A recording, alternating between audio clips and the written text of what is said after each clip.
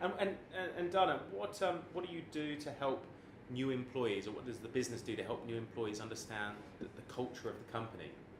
So our culture is fundamentally on an acronym, RISE, which is spelled RIZE, which stands for Responsibility, Intelligence, Zeal, and Excellence. And everything we do is around those values of the company. So as part of the hiring process, we talk to people about the importance of their behaviors and their commitment to their peers, their managers, and our customers. As part of our induction process, I talk about it with employees, and as part of our performance management as well. So we really embed it in everything we do.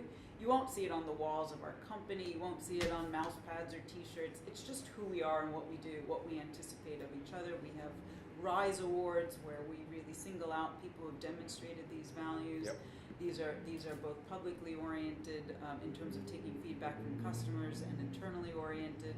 And that is what builds our culture. We're also trying to do some really neat things in terms of scaling our inductions. For the most part, our inductions up until a few months ago have been relatively individualized as new managers come on board. So we're adding, virtual reality, escape room games, videos, so lots of different things to the induction process to not only bring the culture to life, but bring the future to life, and not take doing things the way we used to do them as the right way forward. What's the one mistake you witness leaders making more frequently than others? Being unwilling to admit a mistake. I think the most important thing is being able to put your ego aside for a minute and figure out the places where either you as an individual have made a mistake or an organization has made a mistake, and we have to fix it, and you have to learn from it. So the inability to accept a mistake means that the company can't improve, the company can't get to a better place.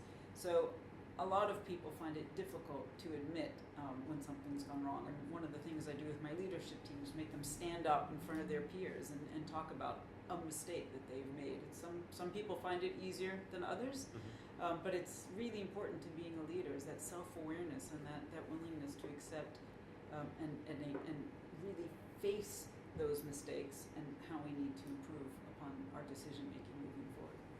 And following that, what have you seen as perhaps a behaviour or a trait that's derailed more leaders' careers?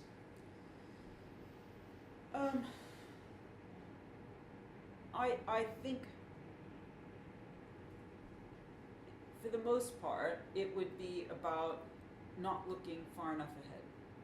So I think what tends to happen in the same way I talked about top down and bottom up is people tend to feel comfortable looking out a certain distance. So be it end of the quarter, end of the year, 5 years out. And I think the trait of a true leader is being able to shift between those horizons and also challenge ourselves to understand which horizon is more important. And it's different by company. Public companies, the quarterly may be important from the long term, where we need to distinguish between the long-term goals and the short-term goals. For a private company, of course, you have your shareholders, you have your employees, you have the public.